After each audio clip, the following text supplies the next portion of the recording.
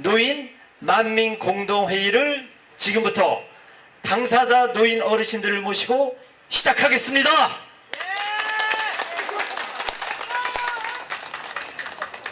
행복하십니까? 더 행복하는 꿈을 우리가 오늘 꿔보겠습니다. 정말 대한민국 노인들이 60년, 70년, 80년 자식 키우고 대한민국 키우는데 온 청춘을 바쳤는데 이제 남은 여생 행복하게 사는 방법을 오늘 여기서 같이 이야기해 보도록 하겠습니다. 여러분 아시다시피 박근혜 대통령께서 대통령 후보로 나오셨을 때 모든 노인들에게 20만원씩 기초연금을 주겠다고 약속을 했습니다. 그런데 대단히 선한 일이 발생했습니다. 박근혜 대통령 그러면은 상당히 어떤 점에서는 원칙적이고 말을 잘 지키는 것으로 점수를 많이 딴 우리 박근혜 대통령이 이제 취임한 지 몇 달도 되지 않아서 공약의 잉크가 마르기도 전에 대한민국의 가장 존엄한 국민, 그 국민 중에서도 가장 존경을 받아 마땅한 어르신들에게 시간을 했어요.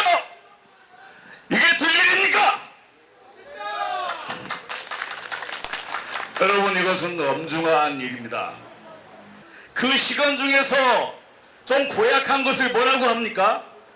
의도적으로 시간을 하고 의도적으로 약속을 안 지킨 것을 뭐라고 합니까, 여러분? 사기라고 합니다. 사기. 얼마나 달콤한 장밋빛 약속입니까? 저도 그거 나왔을 때 한쪽으로는 박수 쳤어요. 아, 이 양반이 아버지의 죄를 갚아서 이제 이 땅에 이만한 모든 선진 국가를 만드는 우리 어르신들에게 참으로 사죄하면서 이 나라를 복지국가로 끌고 가나 보다 했습니다. 여러분, 이번 사과 잘못했어요. 여기에 계신 만민공동회에 모이신 우리 이 소중한 이 땅의 존엄한 어르신들 앞에서 대통령께서 다시 대국민 사과와 대어르신들 사과를 정중하고 사죄하면서 석고되지 않듯이 그리고 공약을 파기하지 않고 제대로 지키겠다는 그러한 약속을 할 것을 이 노인의 날 만민공동회를 통해서 우리 대통령에게 정부에게 촉구하는 바입니다. 여러분, 기초연금을 설계했던 당사자 중에 한 사람으로서 책임을 가지고 제가 잠깐 설명을 좀 드리기 위해서 나왔습니다. 이것을 2배로 이상 하려면 70%만 줘도 8조 원, 어르신들 100% 다 주려면 연간 11조, 2017년에 연간 15조 내지 17조가 들어가야 된다는 것도 누구나 다 알고 있었습니다. 560만, 2012년 자료니까요. 560만의 어르신들 중에서 75%가 자기 소득이 없습니다. OECD 30개 국가 중에서 노인 빈곤율이 13.5%인데 대한민국은 3배가 넘는 45%입니다.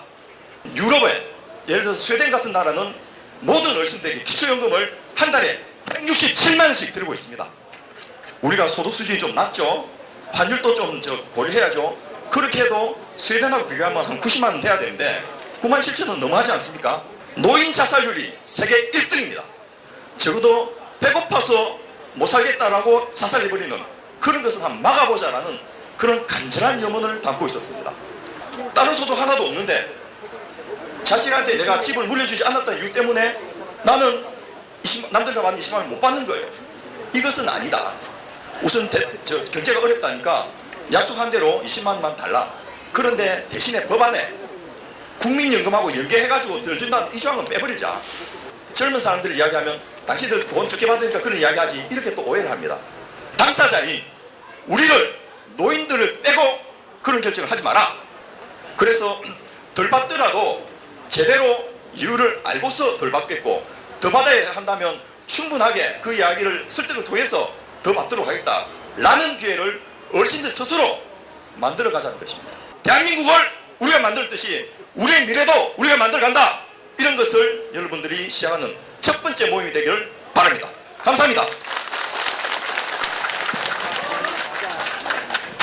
생활도 안 되는 20만 원을 준다고 하니까 너무 가난해가지고 힘드니까 다 표를 몰아줬는데 그것도 6개월도 안 돼서 다 못 지키겠다고 돈이 없어서 이랬다 그러면은, 아니 경제가 6개월 만에 그냥 갑자기 나빠진 것도 아니고 전쟁이 난 것도 아닌데 이미 자세히 조사해가지고 어떻게 실천할 것인가를 따져봤어야 될 거 아니에요. 이렇게 노인이 무슨 부입니까?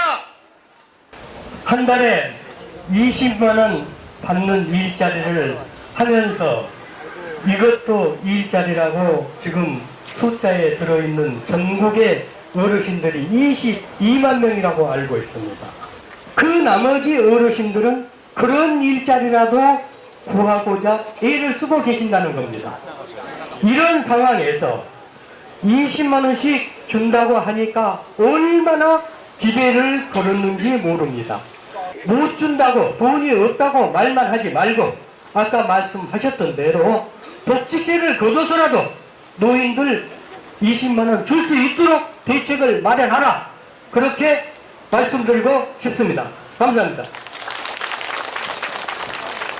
저는 이 기초연금 20만 원여 부도내는 걸 보면서 정말 가장 모범자연 대통령의 상술의 대통령이만 일하면 안 된다고 생각합니다.